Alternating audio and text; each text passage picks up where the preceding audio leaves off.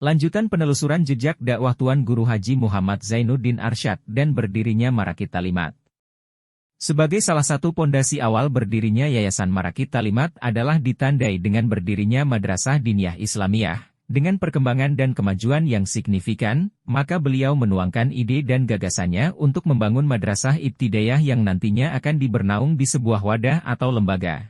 Gagasan beliau tersebut disambut positif dan diberikan dorongan dari para tokoh-tokoh yang ada di desa Mambenlau. Sehingga pada tahun 1951 musyawarah para tokoh dilaksanakan, yang dihadiri oleh beberapa tokoh di antaranya seperti Tuan Guru Haji Muhammad Arsyad, ayahnya, Haji Muhammad Amin, Tuan Guru Haji Mustaqim, Papuk Hayat, Haji Halidi, Haji Muhammad Hamid, Haji Badarudin, Guru Nurminah, Amak Munakif, Haji Mahmudin, Haji Ridwan dan lain sebagainya, musyawarah pertama.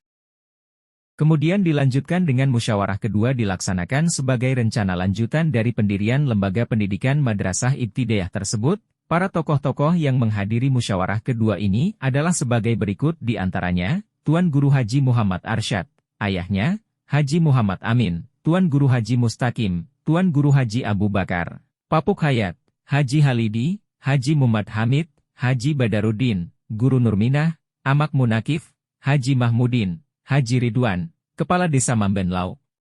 Para keliang kampung sedesa Mambenlau, Kepala Dusun, Haji Mustafa, Haji Muhtar, Bapak Anhar, Papuk Arsyad, Guru Badar, Amak Manan, Amak Muriah, Amak Saknah, Haji Muhammad Saleh, Amak Kalsum, Amak Nasrun, Amak Sarah, Amak Rah, Amak Sainah dan lain sebagainya.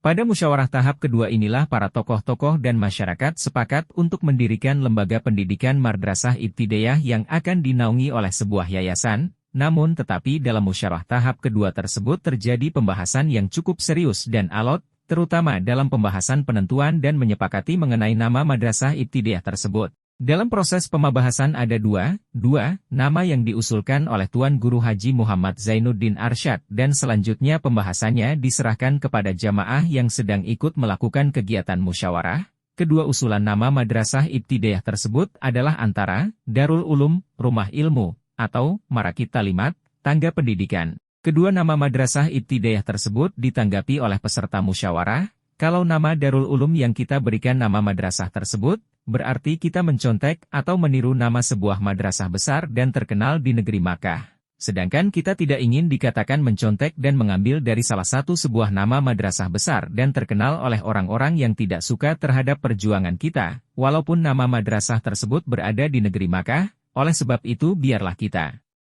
menentukan sendiri nama madrasah yang akan kita bangun dengan nama Marakit Talimat. Sehingga perkembangan dari Marakit Talimat sesuai dengan kondisi dan kemampuan kita semua, namun tetapi muncul dan terbentuk dari ide dan gagasan kita sendiri tanpa harus mencontek dan meniru. Sumber, Tuan Guru Haji Abu Bakar. Selanjutnya kesepakatan nama madrasah ibtidaiyah tersebut dengan nama Madrasah Ibtidaiyah Marakit Talimat, dan pemberian nama yayasan pun diambil dari nama pendirian madrasah ibtidaiyah yang pertama yaitu Marakit Talimat sehingga disebut dengan nama Yayasan Marakit Talimat, maka dengan disepakatinya nama madrasah dan yayasan, berarti pendiriannya sudah dilegitimasi oleh dukungan masyarakat pada tahun 1951. Pendirian madrasah ibtidaiyah tersebut tidak terlepas juga dari upaya dan swadaya masyarakat serta atas bantuan para tokoh-tokoh masyumi yang ada di wilayah Lombok Timur. Sehingga pembangunan lembaga pendidikan madrasah ibtidaiyah tersebut lebih dikenal pada waktu itu dengan sebutan Gedung Masyumi. Sementara masyarakat Mamben dan sekitarnya pada saat itu Gedung Madrasah Ibtidaiyah Marakit Talimat Mambenlau kerap kali disebut dengan sebutan Gedong, karena pada saat itu tokoh-tokoh Mambenlau dan masyarakatnya sebagian besar menjadi simpatisan Partai Masyumi, Majelis Syura, Indonesia. Sehingga para tokoh bekerja sama secara intens untuk bersama-sama membangun masyarakat secara politis, dan saat itu kepengurusan Partai Masyumi yang dipimpin oleh Haji Agus Alwi dan Umar Semek.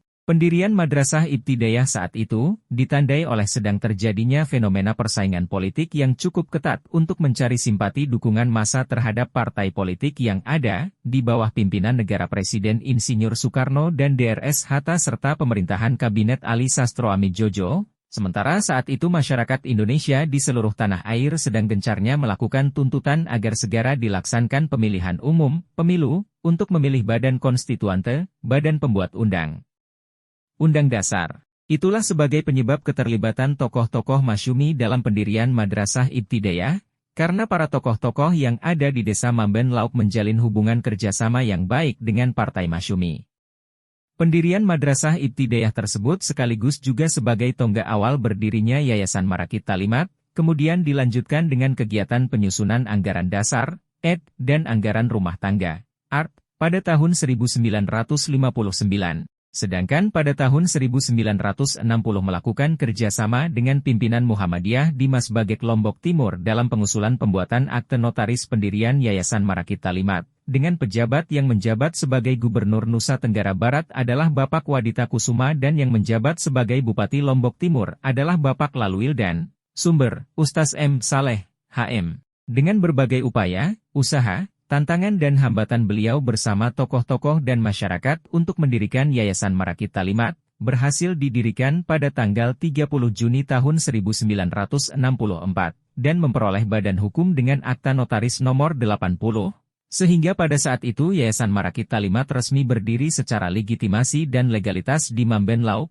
Lombok Timur, Nusa Tenggara Barat. Sedangkan dalam acara peresmian atau waktu dideklarasikan pendirian Yayasan Marakit Talimat dihadiri oleh tokoh Masyumi dari Jakarta yakni Bapak Haji Muhammad Hafiz dan para tokoh Masyumi lainnya yang berada di wilayah Lombok. Di samping itu pula beberapa tokoh Ormas Sepulau Lombok dan pejabat pemerintahan yang sempat hadir pada saat itu. Sumber, Ustaz Saleh Rihin, almarhum. Konsepsi lambang Yayasan Marakit Talimat. Setiap lambang atau simbol tidak terlihat begitu saja menurut bentuk lahirnya, tetapi ia mengandung banyak makna yang tersembunyi di dalamnya, sesuai tujuan dan cita-cita yang memiliki lambang, begitu pula lambang Yayasan Marakit Talimat. Pada awalnya Yayasan Marakit Talimat belum memiliki lambang, namun tetapi para anggota Yayasan Marakit Talimat hanya memiliki tanda anggota atau kartu anggota yang berukuran kartu pos. Di dalam kartu tersebut terdapat dua buah tanda gambar. Di sebelah kiri gambar bulan bintang dan di sebelah kanan terdapat gambar tangan yang sedang menulis dengan pena, sedangkan di tengah-tengahnya tertulis kalimat Qur'ani. Lambang dalam kartu anggota ini pun belum begitu banyak dikenal oleh anggota yayasan dan masyarakat, karena kartu ini hanya dimiliki oleh para tokoh dan sesepuh masyarakat saja, serta para anggota seperjuangan, artinya keberadaan kartu anggota tersebut masih sangat terbatas untuk dikenal dan dimiliki oleh masyarakat umum.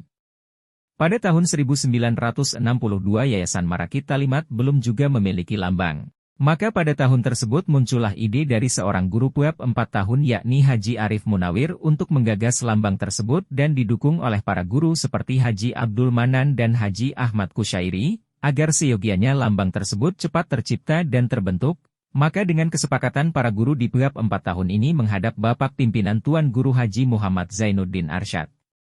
Para guru tersebut menyampaikan niat dan keinginannya, sehingga pada malam Jumat tanggal 23 Maret 1965 diadakannya musyawarah di rumah Bapak Pimpinan guna pembentukan seksi-seksi kepengurusan dan pembagian tugas dan fungsi dari masing-masing pengurus, tupoksi. Hal ini dimaksudkan untuk memperlancar pelaksanaan tugas dan kerja.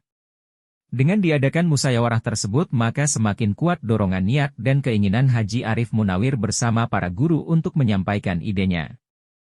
Pada hari Minggu malam Senin setelah sholat Isya, tanggal 28 Maret 1965 bertepatan pada tanggal 26 Zulkaidah 1384 Haji Bapak Haji Arif Munawir dan Bapak Haji Abdul Manan menghadap Bapak Pimpinan untuk menyampaikan ide tersebut. Agar pada hari pelantikan dan peresmian seksi-seksi Yayasan Marakit Talimat yang rencananya diresmikan dan dilantik pada hari Kamis, tanggal 6 Mei 1965 bertepatan tanggal 05 Muharram 1385 H, dengan satu harapan agar Yayasan Marakit Talimat sudah memiliki lambang. Bapak Pimpinan pun menerima ide dan usul tersebut. Saat itu pula Bapak Pimpinan selalu memberi petunjuk ceria berkata, silahkan segera dibuat konsepnya lambang tersebut, dan jika sudah selesai agar segera dibawa kembali untuk kita pelajari dan telah bersama. Dan jangan lupa pada gambar lambang tersebut dicantumkan gambar bulan bintang, serta gambar tangan yang sedang menulis dengan pena, dan juga jangan dihilangkan tulisan yang berbunyi Subhanalladzi alamabil kalam alamal insana malam yalam. Pada hari Selasa tanggal 30 Maret 1965 penggagas lambang yayasan yakni Haji Arif Munawir bersama Haji Abdul Manan memperlihatkan hasil kerjanya. Setelah dipelajari dan diteliti dengan seksama oleh Bapak Pimpinan Marakit Talimat, lalu kemudian menerima dan menyetujui gambar lambang tersebut, dengan catatan, agar gambar ujung pena yang sedang menulis tepat mengenai huruf mim pada kalimat ya, lam. Sehingga pada hari Kamis, 1 April 1965, malam Jumat 30 Zulkaidah 1384 H, setelah gambar yayasan direvisi sesuai petunjuk dari Bapak Pimpinan Tuan Guru Haji Muhammad Zainuddin Arsyad, akhirnya beliau menerima dan menyetujui bentuk lambang Yayasan Marakit Talimat. Beliau mengatakan bahwa gambar ini sudah bagus kita pergunakan sebagai lambang Yayasan Marakit Talimat, dan pada malam itu pula, maka resmilah lambang Yayasan Marakit Talimat, seperti lambang atau logo Yayasan Marakit Talimat sebagaimana yang kita lihat sampai sekarang ini. Pada malam itu juga beliau menguraikan secara rinci kepada penggagas ide lambang dan kepada beberapa orang yang hadir malam itu, di antaranya Us. Haji Abdul Manan dan Haji Arif Munawir. Maka yang terkandung dalam lambang Yayasan Marakit Talimat. Beliau menjelaskan makna lambang Yayasan Marakit Talimat, sebagai berikut. 1. Lambang ini terletak pada dasar segi 5, yang menggambarkan bahwa pondok pesantren Marakit Talim tegak serta memperjuangkan Islam yang rukun dan hukumnya 5. Setiap orang akan hidup bahagia di dunia dan akhirat, jika rukun dan hukum Islam yang 5 ditegakkan dan dilaksanakan dengan baik. Dan dengan adanya rukun dan hukum Islam yang 5 itu pula, seorang mukmin wajib belajar sejak lahir hingga akhir hidup. 2. Bulan Sabit. Bulan Sabit merupakan lambang Islam secara umum di seluruh dunia. Bulan adalah suatu alat penerang di waktu gelap dan alat pengukur untuk menentukan waktu. 3. 5 buah bintang. Bintang merupakan kompas atau alat penentu arah dan tujuan di darat ataupun di laut waktu malam gelap. 5 buah bintang merupakan lambang jalur penyaluran ilmu pengetahuan dari Allah Subhanahu wa Ta'ala kepada hamba-hambanya. A. Bintang pertama. Melambangkan nubuah Allah Subhanahu wa Ta'ala mengajarkan atau menurunkan ilmunya kepada para nabi dan rasul melalui perantaran wahyu. Demikian pula kepada Rasulullah Muhammad SAW yang menerima wahyu dari Allah Subhanahu wa Ta'ala. Wahyu sebagai penuntun yang mengajarkan seluruh macam disiplin ilmu yang berhubungan dengan ibadah maupun amal haji beribadah sebagai hubungan dengan Allah Subhanahu wa Ta'ala, hablum minallah, dan amalah sebagai hubungan dengan sesama manusia dan lingkungan, hablum minannas. B. Bintang kedua. Melambangkan para sahabat-sahabat Rasulullah SAW, dan Rasulullah menerima ajaran-ajaran Allah Subhanahu wa Ta'ala baik secara langsung maupun melalui perantaraan malaikat Jibril yang semuanya terkumpul dalam kitab suci Al-Quranul Karim. Kemudian Rasulullah SAW mentransfer ilmu pengetahuan itu kepada para sahabat-sahabat yang setia yang dilengkapi dengan keterangan dan penjelasan-penjelasan yang disebut dengan hadis atau sunnah haji. Penjelasan itu dapat berupa perkataan, perbuatan maupun tahrir atau persetujuan Rasulullah SAW sebagai pemegang amanah dari Allah Subhanahu wa Ta'ala, segala ilmu yang diterima dari Allah Subhanahu wa Ta'ala disampaikan seluruhnya, tanpa satupun yang ketinggalan atau terlupakan. Al-Quran dan hadits merupakan pedoman manusia dalam menempuh kehidupan dunia menuju kehidupan yang kekal abadi di akhirat. Manusia tidak akan pernah tersesat jika selalu berpedoman pada kedua sumber hukum dan pelajaran tersebut sepanjang masa, yaitu Al-Quran dan Sunnah Rasulullah SAW. C. Bintang ketiga. Mengandung arti para tabi'in. Ilmu yang diterima oleh para sahabat yang mulia, kemudian diteruskan kepada generasi berikutnya, yaitu para tabi'in. Dari tabi'in dilanjutkan kepada para tabi'ut tabi'in dan kemudian diteruskan kepada para ulama. Dengan demikian ilmu semakin menyebar dengan banyaknya para ulama yang menerima ajaran itu dari para pendahulunya.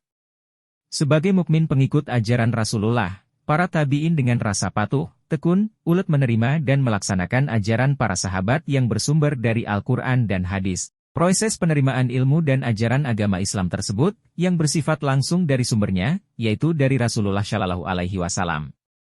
Lalu para tabi'in pun yang belajar dari para sahabat, selanjutnya para sahabat pun mengajarkan ajaran Allah Subhanahu wa Ta'ala kepada para ulama-ulama dengan kebenaran. D. Bintang keempat. Melambangkan seorang guru yang tekun, ikhlas dan bertanggung jawab melaksanakan tugas kewajibannya mendidik, mengajarkan dan menyampaikan segala ajaran Allah dan Rasul dengan benar kepada murid-muridnya.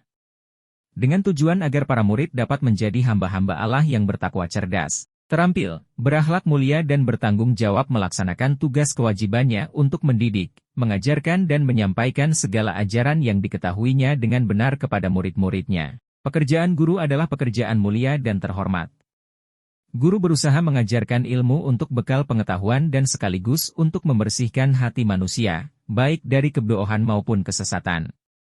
Guru adalah khalifah Allah di muka bumi ini. Guru merupakan seorang bendaharawan yang boleh dan dapat membelanjakan simpanannya berupa ilmu pengetahuan setiap saat kepada siapapun yang membutuhkan. Guru ibarat minyak kasturi yang wanginya bukan hanya mengharumkan namanya sendiri tetapi juga mengharumkan orang lain. Oleh karena itu, tidak semua orang dapat menjadi guru yang baik, yaitu guru yang dapat digugu dan ditiru. Guru yang baik bersifat kasih sayang terhadap murid-muridnya bagaikan fungsi ayah dan ibu bagi anak-anaknya. Jika ayah ibu yang melahirkan manusia ke dunia ini dan memberikan makan dan minum yang halal bagi pertumbuhan jasmani, maka guru berfungsi memberikan santapan bagi pertumbuhan rohani yang dekat dengan Allah Sang Pencipta. Bintang kelima. Bintang kelima, melambangkan seorang murid, karena murid adalah insan-insan yang menjadi tumpuan dan harapan generasi tua. Murid haruslah selalu rajin, taat dan patuh serta ikhlas menerima pelajaran dari guru yang baik demi kemaslahatan dan kebahagiaan masa depannya. Seorang murid wajib mematuhi, menghormati dan memuliakan guru yang mengajarnya, sebab guru adalah orang yang berilmu, ia dilebihkan oleh Allah dengan ilmunya.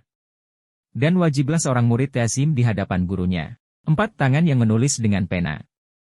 Tangan melambangkan akal, pikiran dan kekuatan zahir batin. Seorang hamba Allah haji begitulah Allah Subhanahu wa Ta'ala menyebutkan dalam Al-Quran, bahwa kerusakan di darat dan di laut, semuanya adalah ulah perbuatan tangan manusia. Begitulah keberhasilan dan kegagalan seseorang akan disebabkan oleh perbuatan tangannya sendiri. Tangan seorang murid yang cekatan dan terampil, sesuai dengan akal pikirannya yang cerdas, akan membuat si murid dapat menangkap pelajaran-pelajaran yang berguna dari seorang guru. Goresan tangan yang terampil dari seorang murid akan mendapat ilmu dan hasil usaha yang sempurna dan sukses dalam segala cita-citanya. Sebaliknya jika tangan seorang murid yang malas, enggan bergerak, tidak terampil, itu merupakan suatu kegagalan bagi seorang murid. Sebagaimana Allah Subhanahu wa Ta'ala sebutkan dalam Al-Quran. Tangan juga sebagai simbol kekuasaan, lambang kekuatan dan cermin dari segala perbuatan sebagaimana firman Allah Subhanahu wa Ta'ala, telah nampak kerusakan di darat dan di laut disebabkan karena perbuatan tangan manusia, supaya peringatan Allah merasakan kepada mereka sebahagian dari akibat perbuatan mereka, agar mereka kembali ke jalan yang benar. Begitulah, maka keberhasilan dan kegagalan seseorang banyak disebabkan oleh perbuatan tangannya. Tangan seseorang yang cekatan dan terampil yang ditunjang oleh pikiran yang cerdas akan membuat murid dapat menangkap pelajaran-pelajaran yang berguna dari seorang guru. Goresan tangan yang tekun dan kreatif akan menghasilkan ilmu dan hasil yang berguna dalam mengejar cita-cita dan mencapai sukses yang sempurna. Sebaliknya tangan yang malas, kaku dan enggan akan mendatangkan kegagalan dan penyesalan. Di kemudian hari, untuk menunjang keberhasilan, tangan manusia dibantu oleh alat yaitu pena. Pena adalah perantara ilmu pengetahuan dan penyampai berita yang sangat luar biasa. Ungkapan yang mengatakan bahwa pena itu lebih tajam dari pedang nyata benarnya. Inilah kemuliaan Allah Subhanahu wa Ta'ala yang tinggi. Diajarkannya manusia berbagai macam ilmu pengetahuan, dibukakan segala rahasia, diserahkan kunci untuk membuka perbendaharaan ilmu pengetahuan melalui perantaraan kalam, perantaraan pena. Selanjutnya, setelah manusia pandai menggunakan pena tidak terhitunglah jumlah ilmu yang Allah berikan kepada manusia, yang dapat dicatat, akan segala ilmu pengetahuan yang baru didengar dan baru dilihat dengan pena yang ada pada tangannya. Sebab ilmu pengetahuan itu adalah laksana binatang buruan yang sangat liar. Dan penulisan merupakan tali pengikat dari buruan tersebut. Maka ikatlah setiap buruan itu dengan tali yang kuat. Dengan kata lain singkatnya, tulislah dengan pena, segala ilmu pengetahuan yang baru diterima agar ilmu itu tidak lekas hilang. Tulisan kalimat Subhanalladzi alama bil kalam alamal insana malam yalam artinya Maha Suci Allah yang mengajarkan manusia dengan perantaraan kalam, tulis-menulis, yang mengajarkan kepada manusia apa-apa yang tidak atau belum diketahuinya. Kalimat di atas diambil dari Al-Quran Surah Al-Alaq ayat 4 dan 5, yang di muka ditambah dengan kaya subhana. Dalam kalimat inilah tersimpul segala makna dan maksud yang terkandung pada lambang Yayasan Marakit Talimat yang kita uraikan di atas. Tunggu penelusuran dakwah Tuan Guru Haji Muhammad Zainuddin Arsyad berikutnya.